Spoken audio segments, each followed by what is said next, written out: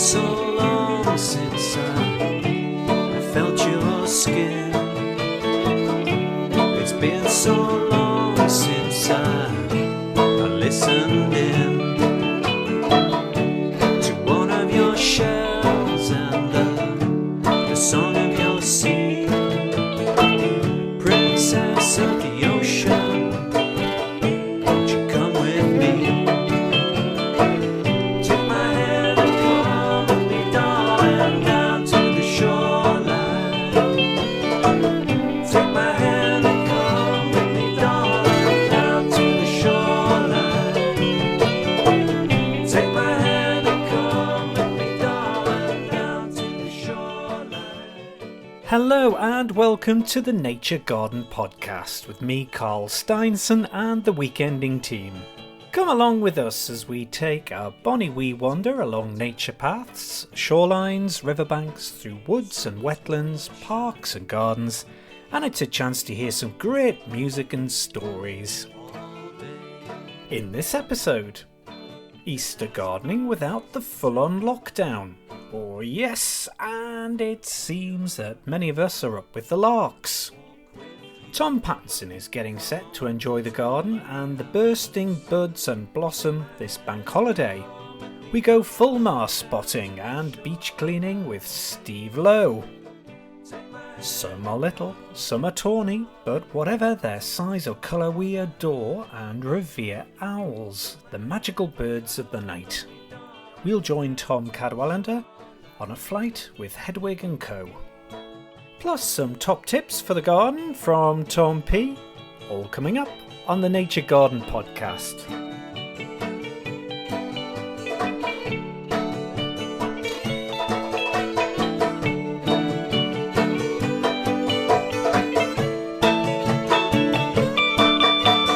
Wool clouds and day palm dreaming hour by the deep seas heave. The gulls come trailing by. There's many a mile of green deserted sand. The languid coast on one. Nighttime slips like an hour passing by. The deep seas heave and the gulls come trailing by.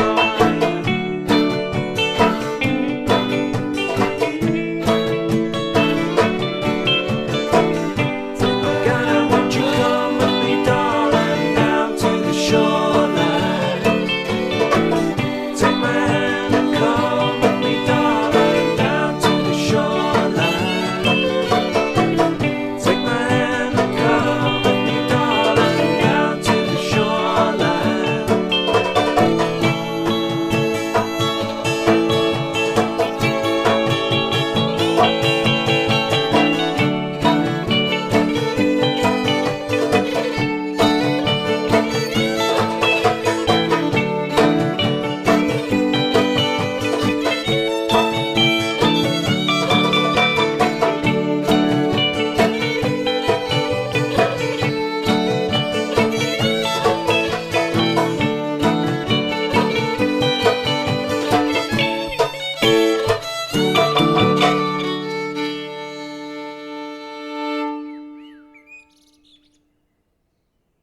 What a difference a year makes, and here we are 12 months since the spectre of a worldwide lockdown descended upon us with lifts and locks and bumps in the road. Gardens and nature have been a constant in a year of challenges. And now Easter is here and war gardening chap Tom Pattinson is ready to roll in the clover and relax in the longish grass. Easter weekend is magical as far as gardeners are concerned. Just think, we've gone through winter, short days, dark in the morning, dark early in the afternoon, cold, and then we find ourselves suddenly at the end of March into the beginning of April, and it's Easter time. A long weekend to work in the garden. There's a bit of warmth out there in the air. There's warmth in the soil, and it's the ideal time to start off a few early vegetables, the tough ones, the potatoes, the beans, the peas, and that sort of thing. No wonder people look forward to this and lay down the first marker in the garden for a new gardening year. Interesting. Last year, do you remember it? I remember it well. Got to Easter, lockdown. Garden centres closed. Let's get the plants that we need and the seeds that we require online. Online, great queues, delays in sending them, if you could get them ordered in the first place. This is a far cry this time. Let's make the best of it. The garden centres are open. We've had plenty of time to plan for this. And what's the first job we'll be doing? We'll be going out there and running around like a blue bottle, all over the place. And then, I must do this, I must do a bit of that. It's a big mistake. Set yourself limited targets. If you haven't been gardening throughout the winter, I've been doing a bit throughout the winter to keep myself in decent shape. But if you haven't been out there, you haven't wielded a spade, and you haven't hoed and used all those muscles in your body, for goodness sake, you'll end up with aching limbs. In the vernacular, gan canny. Take your time, set a limited target, take a break now and again. And what are you going to be doing out there? Well, the very first thing that springs to mind, if you have some grass, lawn, everyone wants to cut the lawn. And we must all know by now that you don't cut it, give it a skinhead cut straight away, right down to summer level, the grass. Of course you don't. You raise the cutting blades higher, and then gradually, cut after cut, you gradually lower them till you get where you want to be. If you haven't got a lawn and a patch of land you wish to turn into a lawn, an ornamental lawn or a practical playing area, utility area with grass, then there's two ways of doing it. The first way is to sow seed. It takes a while. Prepare the land reasonably well, make it firm, get all the stones out, rake it back and forth, tread it, make it firm, and then rake it again, then sow your seed and wait for it to germinate. But there's a quicker way, it's a bit more expensive. Buy some turfs and lay those turfs, bought by the square metre. They come in rolls, and have them delivered, if you can't get enough in the car, have them delivered from the garden centre, wherever, and instant lawn. Transformation. What else are you doing? Well, this traditionally is the time to plant those first early potatoes. So get out there and plant them. About 10 weeks growing time is reasonable. So if you plant them this weekend, they should be ready to harvest about the end of June, somewhere around there. And what a treat those first early potatoes are. What else? Well, you've got to have a bit of decoration around the place. And the garden centre, which we can visit this time round, by the way, the garden centre will have polyanthus, it will have primulas, it will have wallflowers, it will have pansies and various ornamental shrubs. There's plenty of colour out there. So get yourself out along the garden centre. It does you a power of good just to get out and about. We can travel within the area now, the circumstances allow us. So there's even the possibility, if you've got a garden locally open to the public, well, Alnwick Garden is open again as far as we're concerned. I've been in already. Howick Hall Garden is open again as well, of course. So you can get to those places and just wander around and feast your eyes on some of the beautiful flowers and flowering shrubs at the present time. Forsythia, ribes, and so it goes on. Enjoy this weekend. Don't overdo it. Limited targets, take a break now and again, and as they keep saying, gan canny.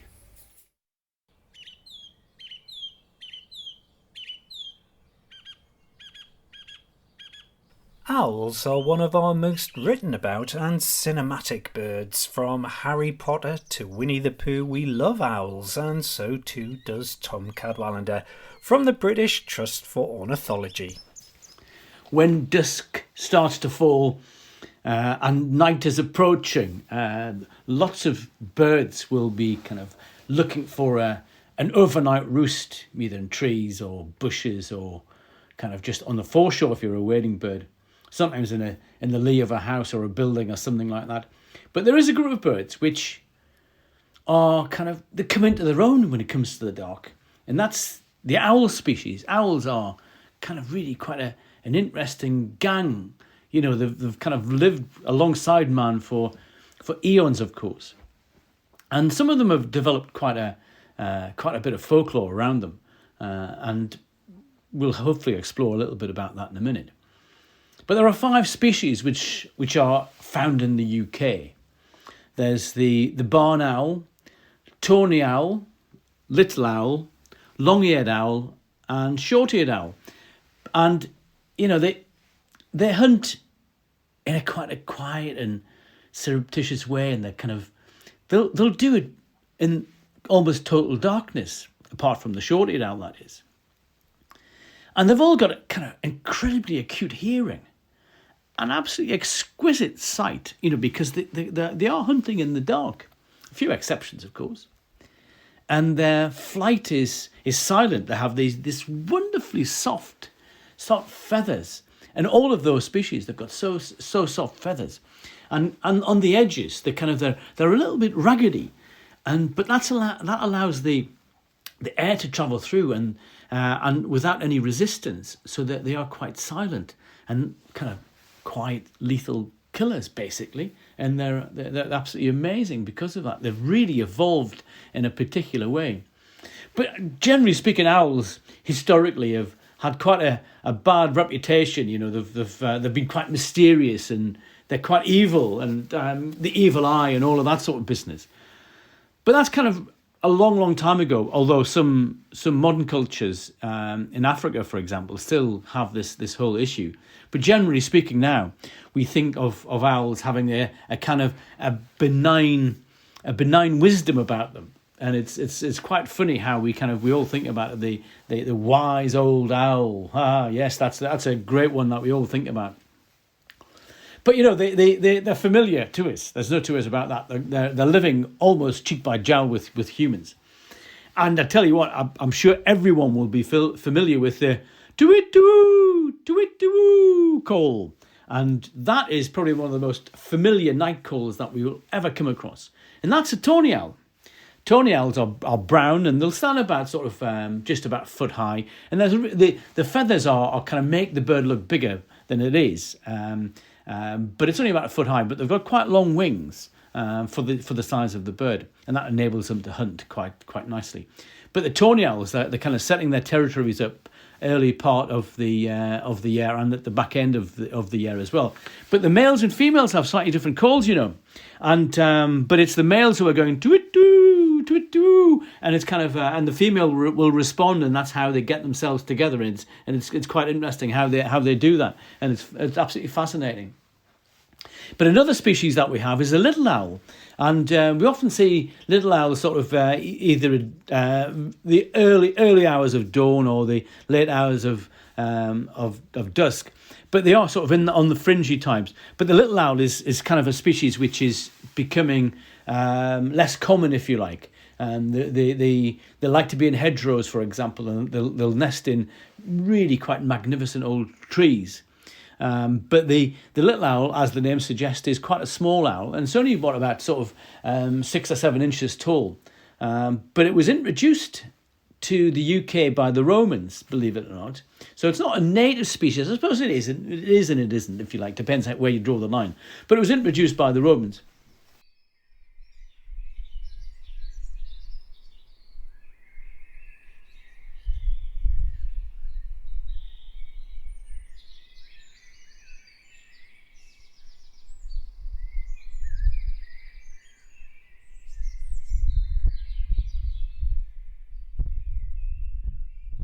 Now the clocks have sprung forward, it's just so wonderful to have the longer days in the garden. And Tom's been up with the larks and getting busy in the greenhouse. Over to you, Tom.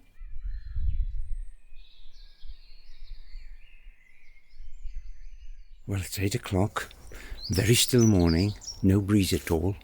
The sun's shining, and there's a dunnock on the plum tree just near me, giving its territorial song. I'm going into the greenhouse to inspect it. It's an unheated greenhouse. There we are. Open the door, in through the net. close the door. I have a net behind, over the door frame, and it has magnetic strips running down the middle, each side. Close it behind me. It's so useful in keeping birds out and wasps out, especially when the peaches and the grapes overhead are ripe. I just thought I'd give you an indication of what's happening in my greenhouse at the moment. Just inside there's a square metre of propagating box, which has a soil warming cable in, and that's the only part of the greenhouse that's heated. It's buzzing at the moment with activity. I'll just take the lid up, fix the lid above my head. There we are, safely. I've got chrysanthemum cuttings in. Crocosmia brightness mix is just germinating. Cosmos brightness mixed.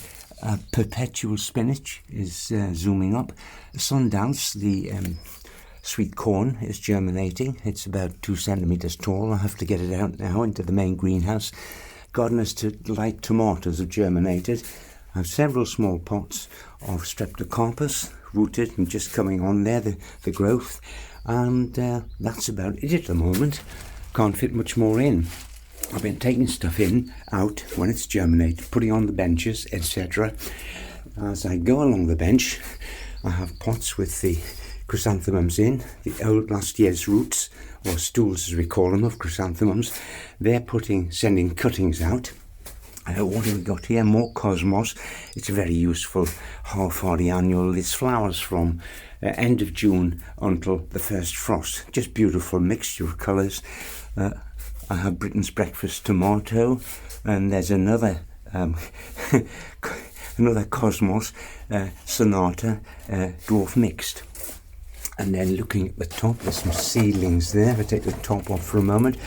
Oh, that's the chard bright lights, that lovely leaf beet. Delicious to look at, delicious to eat. Those seedlings have germinated. Oh gosh, there's another cosmos there, sensation mix. It's the year of the cosmos. And what's under here? Runner bean. Oh, that's firestorm. A lovely runner bean, which succulent, which I saved the seeds of last year. Going along the bench, Gardener's Delight, planted out in small pots. Musselburgh leeks, they're coming along about 10 centimetres tall in their first pots. And on the ground I have Robinson's Giant and Mammoth Improved Onion, which grows well, nice bulbous onion, which stores over winter. Wow, I have some colour here, polyanthus in pots, and that lovely primula, Garriard Guinevere, with its purplish pink flowers with a yellow eye in the centre. They are going out this weekend into the garden. I've just been bringing them up to flower. And as I look along the border, this greenhouse border really does work for itself. I have some cuttings in there, a few cuttings of Wigella, Florida, variegata, lovely shrub. They're rooted, I've got shoots on them. The end of last year's lettuce crop, they're still succulent. And another lettuce crop, Speedy Mix salad leaves, which are, let's see, about 4 centimetres tall at the moment. A few lines of those, rows of those. We're just starting to get some micro leaves from those this week, I think. Wow. I sowed the other day some radish French breakfast in rows. They're not up yet, but any day now they'll germinate. Get some early radishes. This is all in the cold greenhouse border. Now then, oh, there's also some potatoes. I nearly forgot those. What have we got here? Oh, the Duke of York, red Duke of York. That's a good one. They're about 15 centimetres tall, the foliage on those. They're growing in pots to give us some early potatoes. Also next to it, I've got Foremost, Sutton's Foremost, and Charlotte. 3 pots for an early taste of potatoes. In May, this whole border will be cleared and I'll plant the tomatoes into it. The tomatoes will crop for me through June, July, August, September. Take them out in September. might put some chrysanthemums in that have been outdoors. Male flower up to about December, and then December sow the lettuce again, so we have a crop in here all over winter. Let's not forget above my head the lovely grapevines are just bursting bud, going into growth, and at the end of the greenhouse, which is 24 feet by 10, nice and roomy, where I do my potting, there's that lovely peach, peregrine peach, which I've been hand pollinating. The flowers are just fading. Small peaches will be popping up shortly. This is the Nature Garden Podcast with Carl Steinson, Tom Pattinson, Tom Cadwallender and Steve Lowe.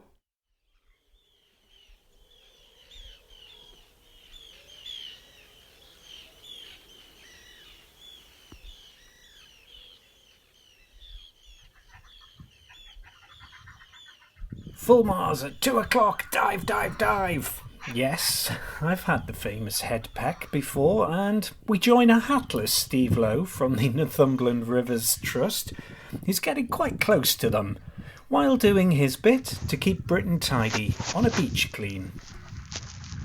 Ooh, that went just right over my head there. A fantastic fulmar, one of my favourite seabirds. Oh, he's coming back as well. I have to be careful, I haven't got a hat on, just in case. But wow, what a fantastic sight this is. I'm on my way home from work. I've thought, it's a nice day. The tide's gone out a wee bit. I'll do a little litter pick, which is one of my little hobbies, or hobby horses more likely. And I thought, I'll have a wander up, and here they are. They're actually on the cliffs. All of these beautiful fulmars are actually back in, and as you can hear, I'm not alone on the beach. I can't see another person, but there's loads of these birds on the cliffs making nests, coupled up, and they're all in tiny little holes in some places, or little crevices in the rocks. Some of them quite close together, so occasionally there's a little bit of a pecking order going on. But wow, it's fantastic to be here, and as I say, I'm all on my own, apart from the birds. Now, one of the reasons why I do beach cleans is because of the impact us humans have on populations of marine species. Now, fulmars are actually an ocean-going bird. They feed on fish. They're surface feeders. They skim the water and catch little morsels, but they're particularly taken by glistening things, which is, of course, if you look from the air, looking at a fish, that's exactly what you would see. But similar, you would find little bits of crisp wrapper or some glinty bit of foil or something like that that's floating on the water. And my job as a beach cleaner is to get rid of as much of that human detritus as I possibly can. And I'll have to say, this beach that I'm on at the moment, well, there they go, look, having a bit of a domestic. But this beach has actually got an awful lot of material on it, so I'll be, taking a bucket load back home with us, get rid of it properly. But it just reminds me, though, that just any little bit of trash can just end up in the water and can actually become a problem. Now, I've been working with a guy called Dan Turner over the last few years. Dan is a really committed volunteer, and he and a number of other volunteers actually search the coast for any dead bird carcasses that they find. And in particular, he's looking at fulmars, and as part of a pan-European project, looking at the stomach contents of fulmars. So, if you just find a dead one, it's weighed, and then it's analysed, it's aged, etc. It's analysed. And you would not believe the amount of plastic that is being found inside these birds. In some cases, it appears to be, the vast majority of the gullet is filled with plastic, small bits of plastic, and of course it can't be digested. And because it's too big to pass out the other end, it ends up being accumulated. And in some cases, there's no doubt that's probably been the cause of death. There's not a contributing factor; it's certainly been the cause of death. So, for me, when I'm out beach cleaning, I don't look for the trophies, the big things. I'm looking for the small bits of plastic, collecting those, you know. So it takes quite a while for me to fill my buckets. It's 25-litre buckets. There's a lot of little bits of plastic in there, so it can take quite a while. And far rather that it was actually wasn't here in the first place. So, you know, a big appeal really to people to try to make sure that they dispose of these things in the proper way, but also to try and cut down on the use of single-use plastics.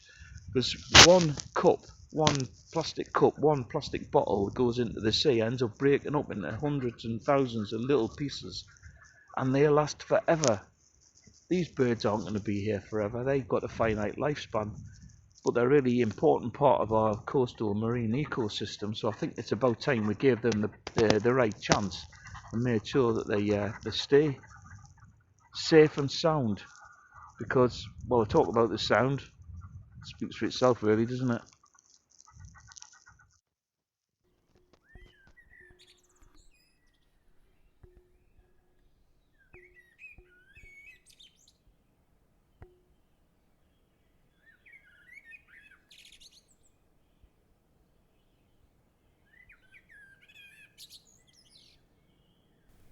Tom Cadwallender's been having a look at owls, which are mostly associated with the night, but he's been noticing owls in the daytime. So how come? What's going on here?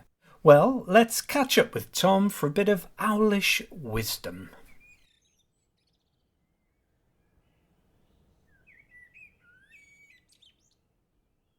Another two species of owls that we may or may not know very much about, and that's the long-eared owl and the short-eared owl. These two owl species, eared species of owl, are quite interesting because they are migratory.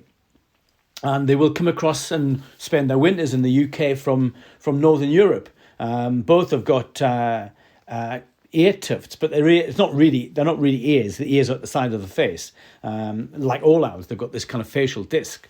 But the eared owls have these sort of tufts of feathers, but the owls have their ears at the side of their face, and the tufts are kind of just for display. But you can't really see that the tufts when they're in flight, which is quite interesting. But the kind of common denominator is they're brown. The long-eared owl will nest in conifer plantations as well as being migratory, and it's a communal rooster, so you can find during the winter time roosts of 20 or 30 birds. You know, that's quite something. I've seen that quite commonly in the around the Black Sea, and you see quite big numbers of them.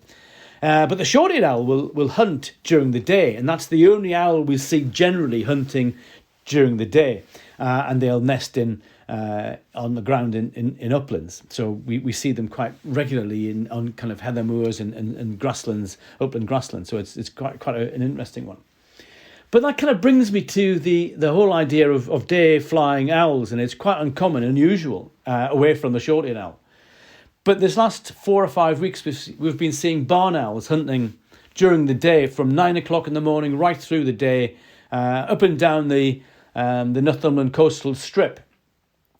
And where I live, near Almouth, between Almouth and Lesbury, there's been so many hunting during the day, 4 in one field at one time. And it's been creating quite a spectacle for the local people. And a number of people have said to me that they've seen day hunting barn owls up and down the coast in various places. And so I've been thinking about this quite a bit. And it's not usual. Barn owls don't hunt during the day unless there is some stress.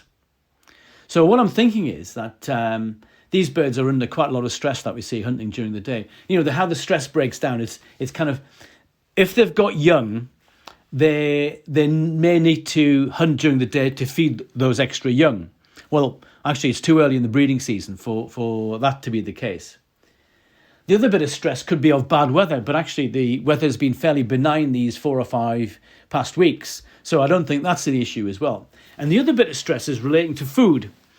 Now, food, they feed on mammals. Most owls feed on mammals. Some will take birds, like the tawny owl will take a bird, but most will feed on owls. Feed on voles. And their populations are closely linked with populations of voles. So there is this kind of this predator-prey relationship where as the population of voles rise, the population of owls will rise, and as the vole population falls, the the owl population will fall. And it's classic sort of ecological sort of knowledge that, it's prey-predator relationship. And the owl or the predator will be sort of a year or so behind. So in good vole years, the owls will actually raise quite a lot of young. And I'm thinking that these last couple of years have been really quite good for owls, and they've been quite prodigious in raising their young, which is quite amazing, actually. There's been absolutely fabulous. There's been a lot of young raised, last year in particular.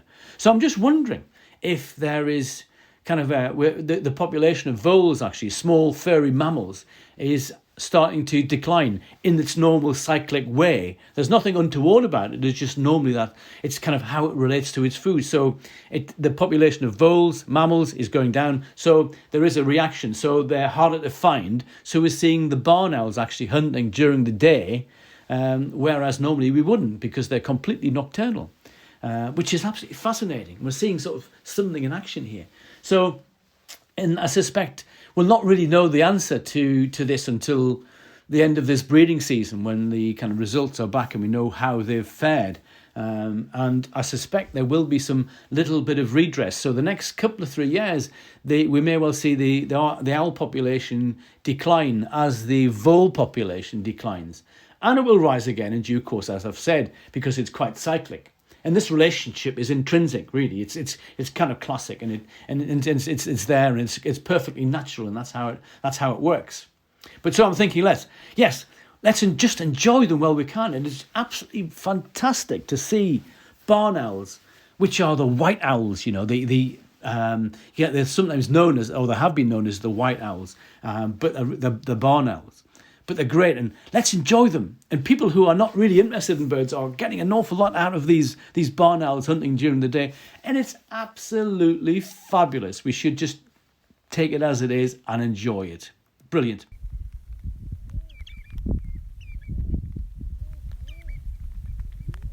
Hey, it's actually almost time for the Morpeth Gathering, which is online this year. I know.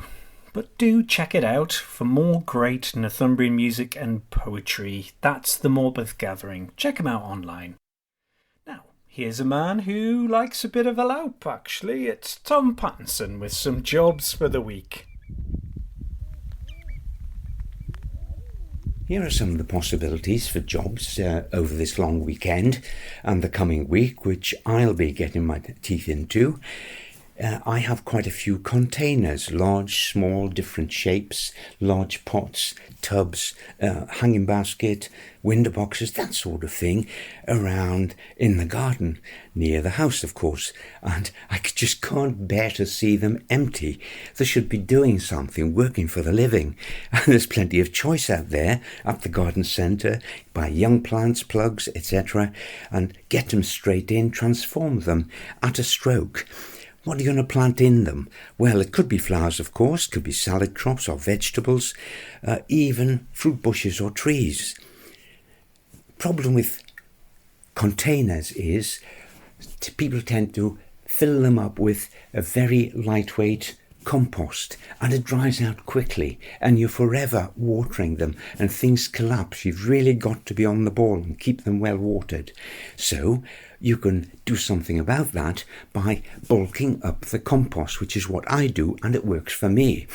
I start off, if it's a large container, by putting a turf, an upturned turf, grass down, soil root to end up into the base of the container. Now that helps the drainage, and it also gives some bulk to the whole of the medium that the plants are growing in. When I fill up with soil, it's garden soil, plus awesome composted material from the vegetable composter. And add to that, if you wish, some potting compost and put a general fertiliser in. Bulking the soil up in that way makes it hold on to moisture that bit longer, and the plants stand a fighting chance of success. Big thing at the moment would be planting some strawberries. There are lots of strawberry plants going around. You can buy those too at a garden centre or a plant outlet. And if you plant them within the next fortnight, you'll have fruit to eat, to pick for your very own before summer is through. That's a promise. You can do it. It's so easy. I don't know why more people don't try it. You can put flowers in as well, of course. Those plug plants you're buying along at the garden centre. That's a straightforward choice. And also look out for small vegetables. There are lots of increasing number of vegetable packs, plug packs with vegetables in. Run-of-the-mill vegetables you'd be sowing out and waiting for them to germinate, etc. You can buy young plants of them, and they're ideal for containers. Just think, you could have some carrots, some beetroot, and of course those salad crops. I just love sowing salad crops. Lettuce, Lolo Rossa, the red-leaved one, or salad bowl, the green-leaved one, or, if you wish, a spicy mix. And they germinate within a week to 2 weeks, 1 to 2 weeks, say about 10 days. You'll have them germinating. Within a couple of weeks, you'll be harvesting micro-leaves. And the big thing about growing leaf lettuce is it's on a cut and come again basis. You cut the leaves individually for a sandwich or a salad, and the more you cut, the more they send up extra leaves. And if there is one key to growing them throughout summer, either in the garden or in containers, it's water. If you fail to water regularly, that bitter taste will develop in the lettuce leaves. So water to avoid that bittering taste. Containers will also grow for you a mini orchard. You've seen them advertised in the national press. Those apple trees, pear trees, plum trees, and of course gooseberries, raspberries and currant bushes. They can be grown on the patio in large containers, and they're still available. We're past the bare root and buying stage, so it would have to be something growing in a container already. Transfer straight to your container and make the most of it. Big opportunity there. If you haven't any potatoes, if you haven't a garden, it's not an excuse for not growing or failing to grow some early potatoes. Put them in pots, just 3 to a large pot. Get the compost or the soil, even garden soil if you can get your hands on some. Put them in with that, and if there's nowhere to keep them under cover, put them in a shaded part outdoors, even if it's your backyard. And you'll notice they'll start growing, and eventually you will get some potatoes from them. There's a challenge. Whatever you're doing this week, enjoy your gardening. You've been listening to gardener Tom Pattinson, birder Tom Cadwallender from the British Trust for Ornithology, and Steve Lowe from the Northumberland Rivers Trust.